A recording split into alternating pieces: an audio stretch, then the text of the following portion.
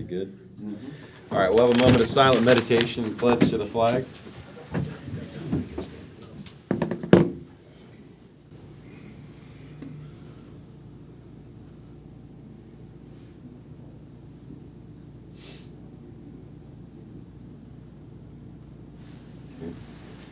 I pledge allegiance to the flag of the United States of America and to the republic for which it stands, one nation, under God, indivisible, with liberty and justice for all.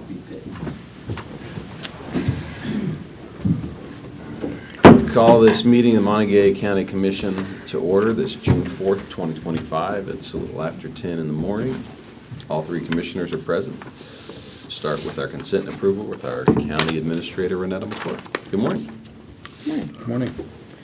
You have 8 exonerations for $1,960.77. Minutes for May 28th, 2025. Vouchers, General County, $127,451.38. 911, $648.92. Chestnut Ridge Park, $1,374.24. Camp Muffley, $7,084.06. Mason-Dixon Park, $1,625.19. Mon County Center, $565.47. Assessor's valuation, $2,772.50. ARPA, $77,777.83. Purchasing card vouchers, General County, $983.89. Home confinement, $7,169.35. Chestnut Ridge Park, $389.62. Mason-Dixon Park, $136.82. Mon County Center, $435.09. ARPA, $4,155 for a voucher total of $232,569.36. You have no budget revisions. Position vacancies for boards and authorities are listed on the county website, and fiduciary orders for June 4th, 2025. I move that we approve the consent agenda items as presented. Second. First and second, all in favor? Aye. No additional fiduciary items, Renetta? No additional fiduciary items, but one thing that we left off of here. You had a special meeting on May 27th. Those minutes also need to be approved. Oh, okay. Okay. I need a separate motion for that. Okay. I move that we approve those, the meeting, or the minutes from the 5/27 meeting as presented. Second. First and second, all in favor? Aye. Thank you. Great. Any new employees today? Didn't see anything. No. Great. Next, we'll do comments from the public. At this time, I'll open the public comment session of the meeting. Again, you have 2-3 minutes. Come forward, state your name and address, state what is on your mind, and we'll go from there. So, anyone wants to come forward, please head on up to the podium.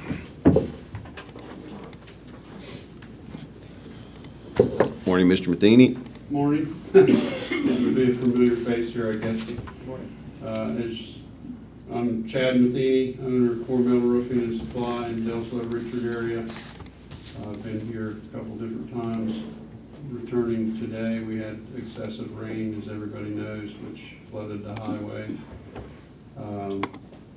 in several locations there in Del Slow Richard. Look back through some previous meetings here at the County Commission in 2021, 2022, where the residents had plead for some help. At that time, it was mostly to get the state road involved and see if we could improve the drainage there. The road did flood in this heavy rain in at least 3 or 4 locations there between Pass and Central Supply, the block company. Rocks the size of grapefruits washed out into the roads. People slowing down, and some people after dark not being aware of this issue come flying down through there, and then all of a sudden they see there's water and hit their brakes, and it's a hazard. The DEP was out and drilled some boreholes to address some of the acid water in the area, and during this rain, their boreholes, the water was coming up out of those. So one of the neighbors complained that they left those wide open, which is not really good practice, but it wasn't on me. I'm just bringing that to the public's attention. So again, I'm here to plead for some help or assistance. What person on the state road should I speak with to try and get the ball rolling to get some drainage put in? But it's been an ongoing problem and noted in county commission since at least 2021. So Okay. that's it. Thank you for coming in. Anyone else for public comment? Please come forward. Good morning. Morning. Hey, Jen. Mary Ann Foles, 321 Morgantown Avenue. I mainly came here today to talk about the homeless situation. As you know, obviously, Morgantown has passed an ordinance that is going to impact the areas just on the outside of Morgantown. So folks going across the bridge, either right into Westover, left into county territory, or just a little further down Deckers Creek. Now, Jessica's here, and she's awesome. The place up there is awesome. But we've only got 19 beds, I think, for our homeless right now. Now, obviously, not every 100 to 200 people that are in our county are going to take advantage of those services. Some do not want to. But for a county of this size, with the funds that we have between the city and the county, we really need more than 19 beds. We really need to figure out a solution for to accommodate at least what they had before, at least 30.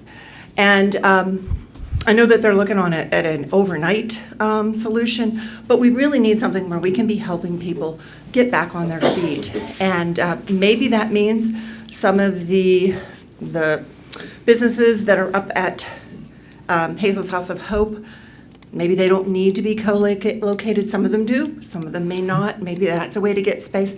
Maybe we need to bring in another building or something, but clearly we need more than 19 beds. So I'm just here to, on behalf of someone who lives kind of not too far outside the city limits. I've already had someone camp in on my house last year. I mean, not on my house, on my property last year.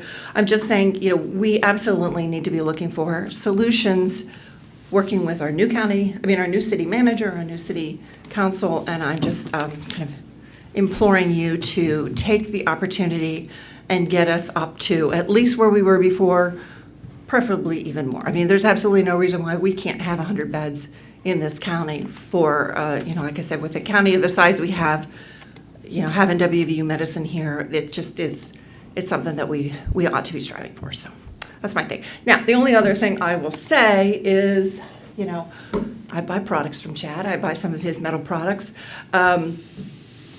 We have a problem with drainage all over the county.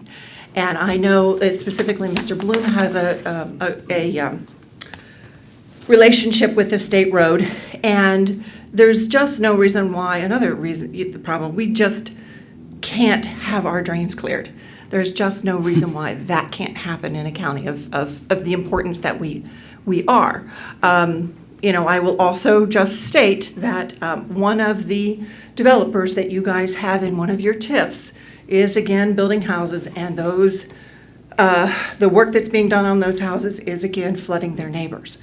So I just heard about that this week. So you really do have a responsibility to get involved with the Department of Highways, get involved with some of these developers, especially the ones who are benefiting from TIFs, to resolve some of these drainage issues that are damaging other people's properties.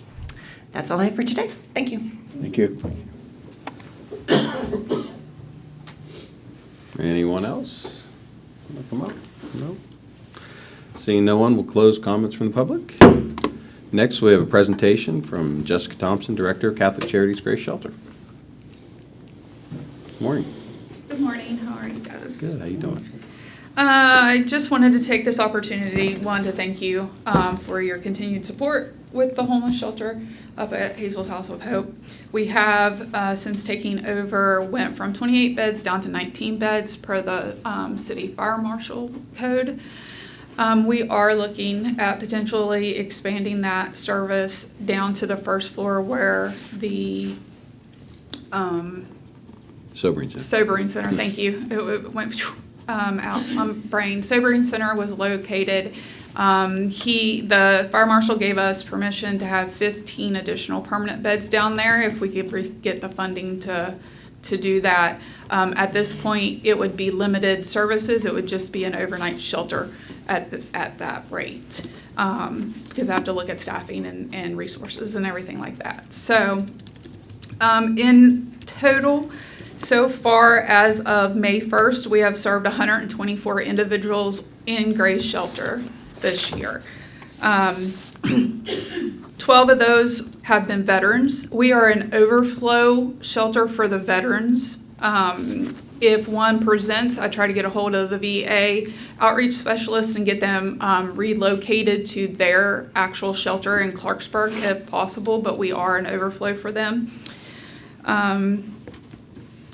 We have had 24 chronically homeless individuals present, which means documented more than a year on the streets. That's all, out of 124. And we've had 8 under the age of 25, which are considered high-risk youth at that point. We have successfully housed 35 individuals into some type of permanent supportive housing situations. Those clients, their residents, we have had 50% that are from Mon County. The next highest group is out of state at 13%. We have a lot of Pennsylvania, Ohio, but we're seeing Texas, Minnesota, Massachusetts, Nevada. They're coming from everywhere. In county-wise areas, Marion, Harrison, Randolph, and Kanawha County are our highest areas that we receive individuals from. We are first come, first serve. However, I do work with referring agencies to take the most vulnerable in. We have, with the decrease of beds, we have limited to 45 days, but they can be extended up to 6 months to receive our services, depending on if they are participating in our services, our program, and if not, then they have overextended their welcome in our shelter. But I'd be happy to take questions. Just for a clarification, your director spoke in front of the senators a couple months ago, and he clearly said, especially in this area, about 80% of those individuals that you were seeing homeless were probably either mental health or drug-related. And I want it very clear, we have those beds available for those individuals. As you and I know, they have to choose to take them. And Lawrence Wishes just opened up 24 hours a day. We'll take anyone, anytime. So I just want to clear up, there's homeless, and then there's also those individuals who have the mental and drug problems and opioid problems. And they're two separate issues. And there isn't a need for 100 beds because if you take 80% of roughly the 80 people that are available, we have beds for those individuals, and we will keep working with you and others. But I want to clarify that because that's some confusion that the community does not understand. And on top of that, I would also like to clarify that we have recovery beds, not mental health. We do not have the mental health beds Correct. needed to support our community and the ones that are homeless in our community. Yes, the majority of the individuals that I have served at Grace have mental health issues. The ones that need treatment are referred on to Lawrence Wish and to other recovery agencies if they want to go. And I think that's Yes. key. Yeah, you're right. Yes, and in my shelter, since we are low barrier, I will intake somebody that is high or intoxicated. However, it is not an open door for them to conduct that behavior in my shelter, and that will be an automatic out of my shelter. We don't condone keeping up with that behavior in the shelter. And I appreciate it. And I think that's why you're very successful, and we don't have the problems and your shelter as we do in other shelters. Absolutely. Yes, Absolutely. and I appreciate that. Yes. Yeah. Jessica, could you explain to me the situation with the beds and the reduction of beds? and Yes. how that occurred? Yeah. Yes. Yeah. So whenever Bartlett moved up there, it was zoned as state fire marshal. State fire marshal came in, said you have 28 beds.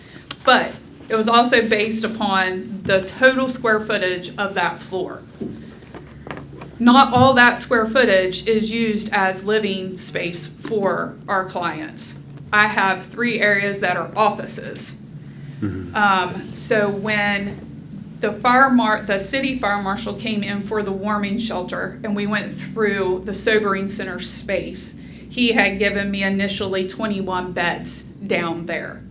And I said, I don't understand how I could have 21 beds in the sobering center when I have less square footage on Grace Right. and I have 28 beds.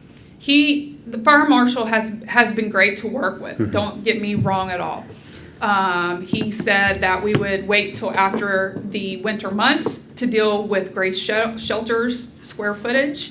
He came back up. There was actually 3 of them. They calculated it right then and there and said you have to decrease by 9 beds on Grace. So you shouldn't ask the question. Yeah.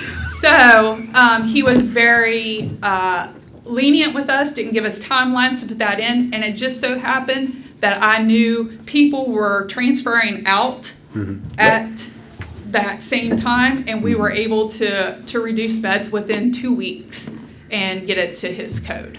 And I'm certainly not making light of it. So the situation, you got reduced down to 19 beds, but what is the actual, do you have a defined number of beds that you need in a normal year?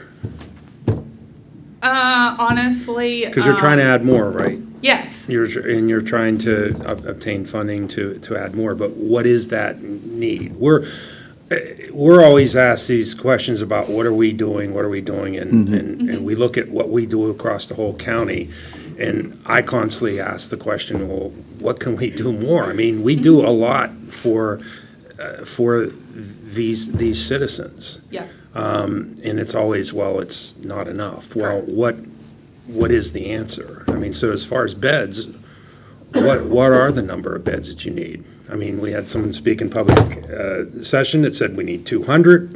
We had, you've got 19. Where's the sweet spot as far as what you need? I honestly can't tell you that there is a desired number of beds that would meet a specific need. What I can tell you is the need is to do regional areas.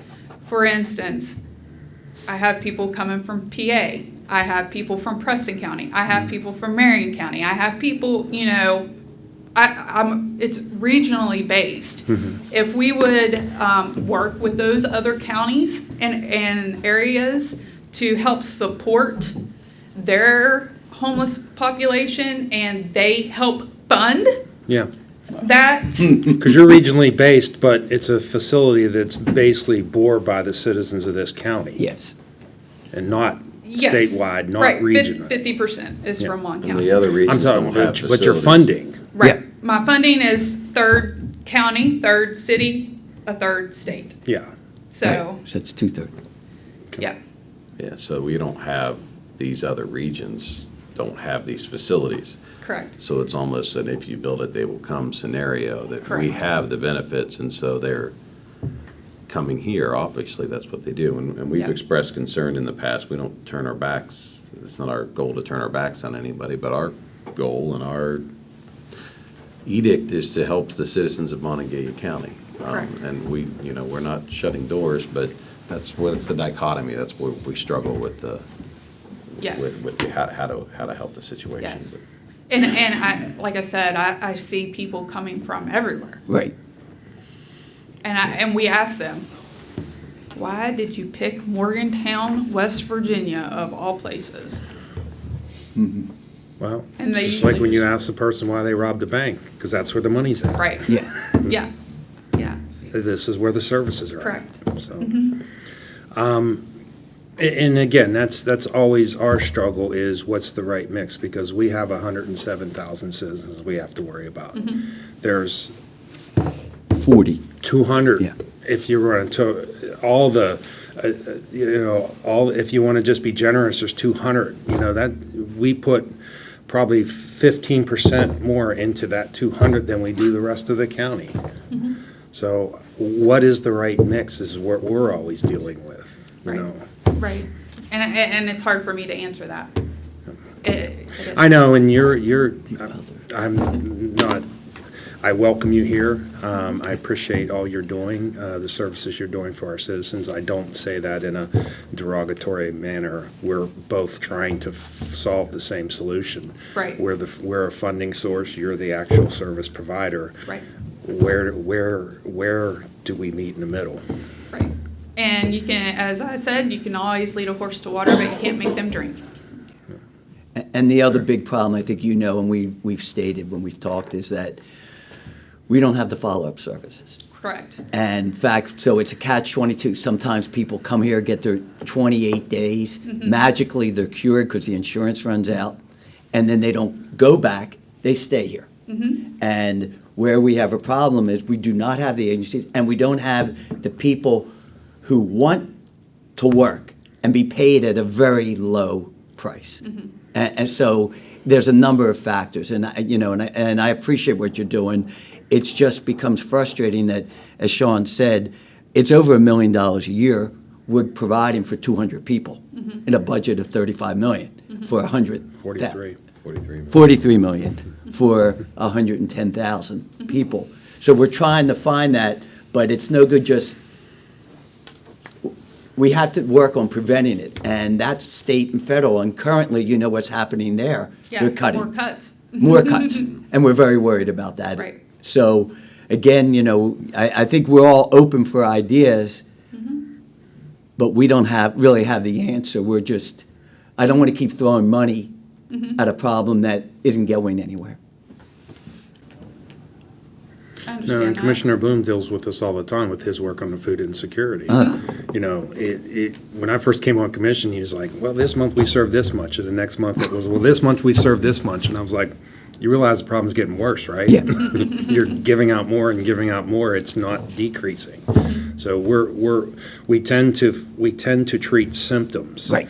Rather than the root cause. And Yes. again, the whole Hazel's House of Hope is trying to deal with a lot of root causes. At least we're, in this area, we're trying to deal with root causes rather than just Band-Aids on symptoms. But we're just one entity in a state that's lacking anything else like this. So. Yes, agree. Well, we thank you for coming in. Thank you very much. Thank And you I'm sure very we'll much. be Very nice talking meeting soon. you. Yes. Moving on, we have grants with Colleen Kuhn, our grants coordinator. Good morning. Good morning. I have a request for reimbursement for the Community Development Block Grant in the amount of $1,971.20. Okay. I'll move to approve the president signing agreement as presented. Second? The first and the second, all in favor? Aye. Thank you. Thank you. Correspondence, Renetta? Anybody? I don't have any. Sean? Nope. Tom? No. Moving on, no unfinished business, we'll move on to new business. A, consideration to approve requisition number 16 for the Series 2021B Harmony Grove Phase 1 Administrative Expense Fund. The request is for, requisition is for $731.25, and that is Municap's monthly invoice for their services. I move that we approve requisition 16 for the Series 2021B Harmony Grove Phase 1 Administrative Expense Fund. Second? We have a first and a second, all in favor? Aye. Next, consideration to approve requisition number 38 for the Series 2021B Harmony Grove Phase 1 Project Fund. This requisition is for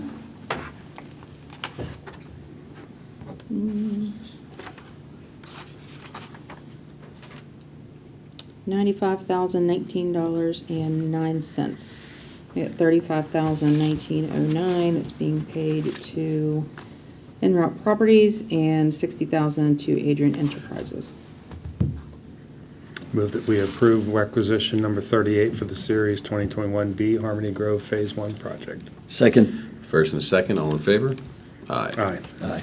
Next, consideration to approve requisition number 23 for the University Town Center Series 2023A Property Tax District Administrative Expense Fund. The requisition is for $2,745, and this is Municap's invoice. Move that we approve requisition number 23 for the University Town Center Series 2023A Property Tax Administrative Expense Fund. Second. First and second, all in favor? Aye. Next, consideration to approve requisition number 104 for the University Town Center Excise Tax District Administrative Expense Fund.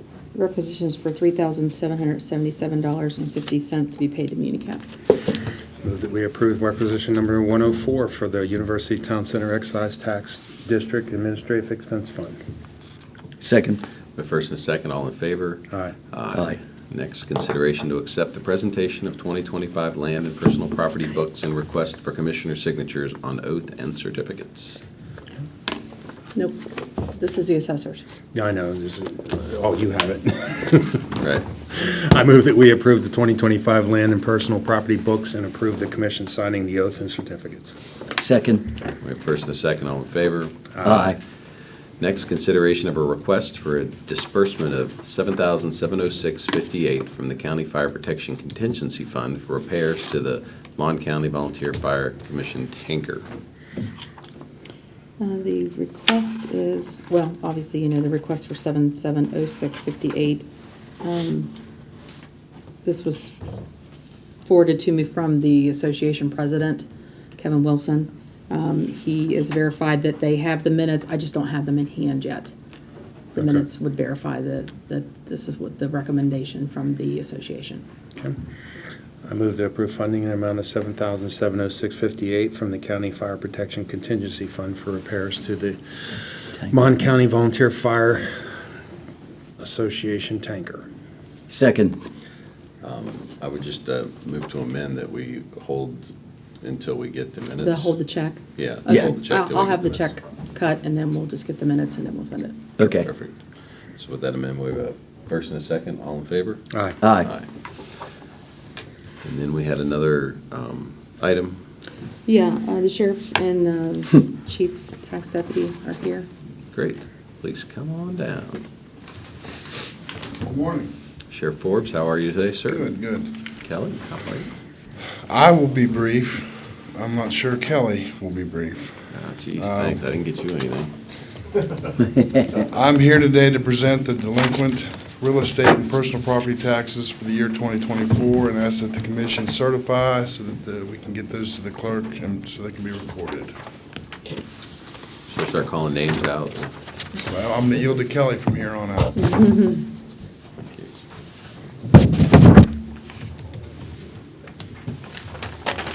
Okay. So that's just a history of the last 5 or 6 years. So for the record, this year, real estate delinquent properties, $4,598,870.66. Personal property, $4,692,664.15, for a total of $9,291,534.81, which is about 6.82% unpaid or uncollected. And a reminder, these will be collected. The real estate, 100%. Personal property, usually we collect all but about 2 or 3% of that. Okay, so the real estate is virtually the same, but the personal property has gone up by like 2.3 million. Wow. Yes, and that What do you is, attribute that to? that is because there's one entity that did not pay their personal property taxes, and then there was no bill for them for 2023, so they were back taxed in '24. So they have 2 tickets, and those total about $1.8 million.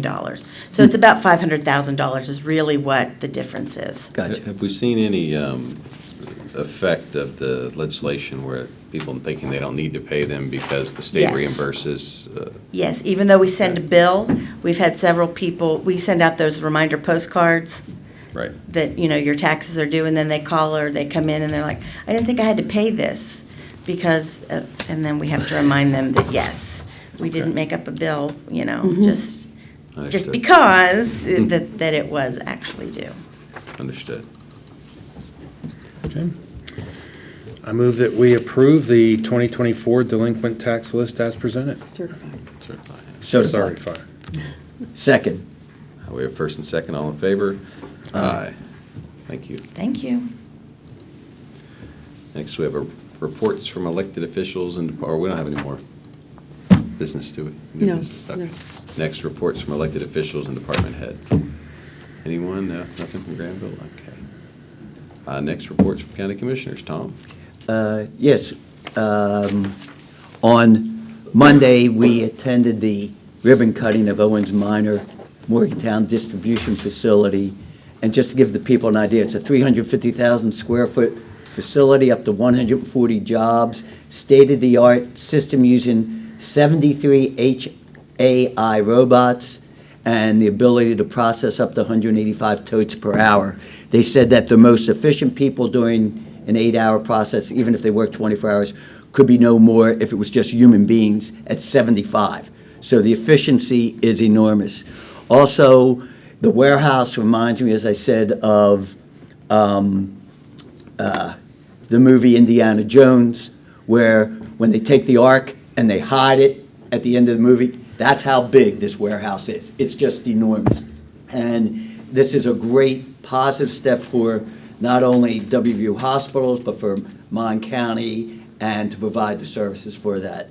The only other thing I did want to say is, I did want to do a shout out. On Friday, we had at the Pantry Plus More a huge food delivery, and we were unable, there were only a few volunteers to move it. A bus pulled up from East Fairmont Middle School. They saw that we needed help. They went into the trampoline building, came back out and said, "Do you really need help?" Came down during their reward time and moved all the food for us. So it was just such a unique step, and they were 8th graders from East Fairmont. So I wanted to go publicly. I sent them an email, but it was a really great thing to see, so I appreciate that. Okay. That's it. Since our last meeting, last Wednesday afternoon, we had our Chaplain Road update. No news yet, but progress, discernible progress. Seems like on the state level. We know where we need to go. We're just trying to figure out how we're going to get there. Friday, we had staff reports, and the administrator and I had a tag up with our new Merchants Fleet vendor. This Tuesday, or yesterday, had a Juma call, a regular weekly tag up, and we had another tag up with our fleet vendor. Today's a regular day. We have 2 work sessions, and then we have our regular Chaplain Hill exit 155 call. Tomorrow, I have a call with Mylan Park Foundation and the CBB. Friday, we have staff reports, and we have a call with the Building Commission Chair. Sunday, we have our County Commission Association annual conference, so I'll be at that for a couple days. Tuesday, I have a Juma call, and then on Tuesday afternoon, we have our regular call with our HR consultants. We came within a couple innings of hosting a regional, a super regional. I want to congratulate the W baseball team. I absolutely got very little done from Friday afternoon, Saturday evening, Sunday evening, watching those 3 games, and it was probably the most. It runs the gamut. You're like, here we go again. This is what it's like to be a Mountaineer fan. We're gonna, we blow a lead, and then we come back, and then we blow a lead. But I'm really proud of the baseball team and how they. Again, we're 6-0 in two years in regionals. That's incredible. I don't know if anybody out there has that record.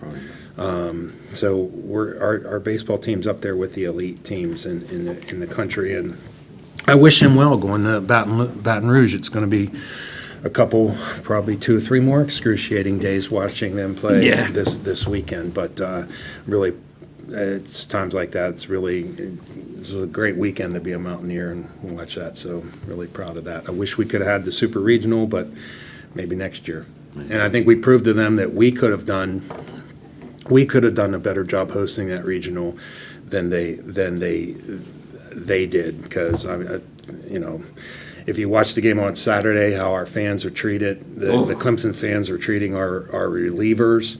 I don't think we would allow that. As much as reputation as we have here for being rabid fans, I don't think we would have treated the opposing players like that.